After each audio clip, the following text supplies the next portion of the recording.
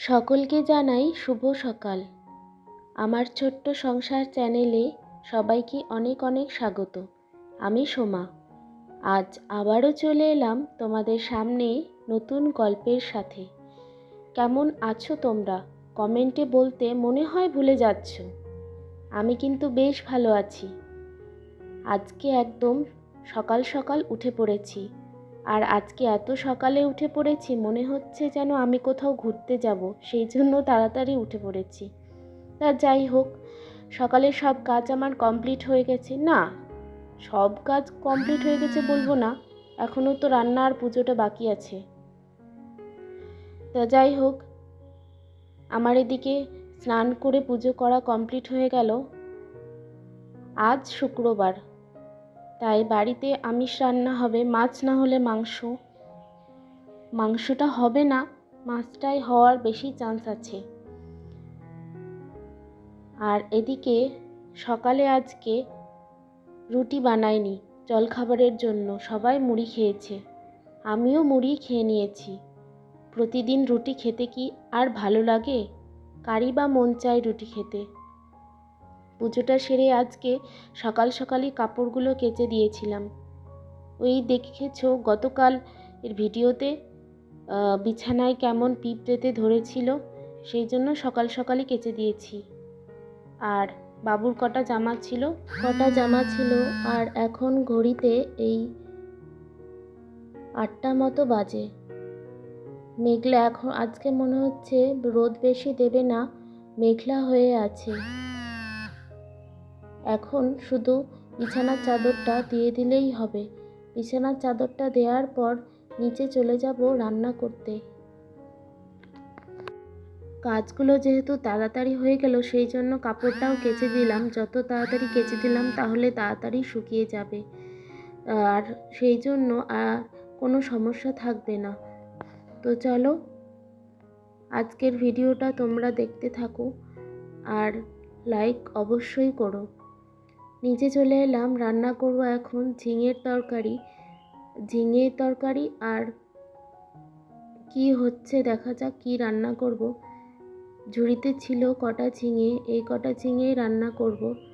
ঝিঙের তরকারি তুমি যত বেশি তরকারি নাও না কেন, কিন্তু তরকারিটা সেই অল্পই হয়ে যায়। তরকারিটা কিন্তু বেশি কিছু দিয়ে করব না, শুধু রসুন আর পাঁচফোড়ন দিয়েই করব, আর সাথে কাঁচা লঙ্কা দেব।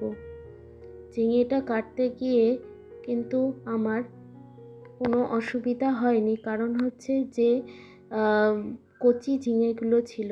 দেখো তো রঙটা কেমন হয়েছে তরকারির। এই গাছটায় দেখো কত সুন্দর ফুলটা ফুটেছে, এইটা প্রথম ফুল। আমার তো দেখে ভীষণ আনন্দ হয়েছে, তোমাদের সেই জন্য দেখিয়ে দিলাম। কেমন লাগছে কমেন্টে কিন্তু বলতে একদম ভুলবে না। গাছটা কিন্তু খুব ছোট, তাতেই প্রথমেই এত সুন্দর ফুল ফুটেছে। গাছটা বড় হলে জানি না কত সুন্দর লাগবে। আমার আগের ভিডিওতে শামিমাস কিচেন থেকে বলেছো দিদি ভাই, ভিডিওটা আমার খুব ভালো লেগেছে, ধন্যবাদ দিদি ভাই। বর গিয়েছিল এদিকে, তারপর বাজার থেকে দেখো রুই মাছ নিয়ে এসেছে আর পরোটা তরকারি এনেছিল। আমি বললাম অনেক দিন খাওয়া হয়নি, নিয়ে এসো। চলো এদিকে মাছটা ধুয়ে নিয়ে চলে এলাম। এখন কিন্তু 10টা বেজে গেছে। আমার এদিকে ভাত, ঝিঙের তরকারি সব হয়ে গেছে, মাছটা ভেজে নিলেই হয়ে যাবে। মাছে আমি চেষ্টা করি সবসময় নুন হলুদ আধ ঘন্টার মতো মাখিয়ে রেখে দিতে। আসলে কি বলতো, আমার নিজের অভিজ্ঞতা থেকে বলছি, এইভাবে মাছটা মাখিয়ে রাখলে না একটু বেশি মনে হয়, স্বাদ একটু বেশিই করে। দেখো, তারপর তেলের মধ্যে মাছটা দিয়ে দিলাম। এদিকে কড়াইতে তেল দিয়ে দিয়েছি, দিয়ে তেলটা গরম হয়ে গেছে। মাছটা এবারে অল্প অল্প করে দিয়ে দেব। মাছটা ফ্রেশ ছিল, সেটা তোমরা দেখেই বুঝতে পারছো। আর মাছটা টমেটো দিয়েও করব, বেশি ঝোল করব না, একটু রসা রসাভাবেই ঝাল করব মাছের ঝোলটা। আর আমাদের বাড়িতে রুই মাছ ছাড়া অন্য কোনো মাছ হয় না, কারণ হচ্ছে যে বাবু রুই মাছটা খেতে সুবিধা হয় খেতে, যেহেতু পেটি থাকে তো আর কাটা কম থাকে, সেই জন্য ওই মাছটাই বেশিরভাগ আমাদের বাড়িতে আনা হয়। দেখো মাছটা এদিকে, তারপর মাছটা ভাজা হোক, ততক্ষণে আমি টমেটোগুলো কেটে নিই।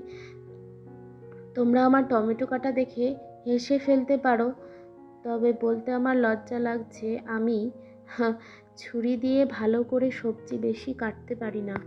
তবে বলতে আমার লজ্জা লাগছে যে আমি ছুরি দিয়ে ভালো করে সবজি কাটতে পারি না, ভয় লাগে যে হাত যদি কেটে যায়, সেই জন্য এইটুকুই।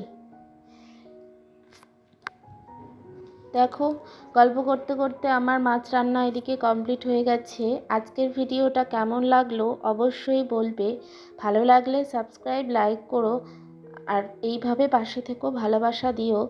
দেখা হচ্ছে নতুন ভিডিওতে। তোমরা আমাকে এইভাবেই মনে রাখো। আজকের মতো আসি তাহলে, টাটা।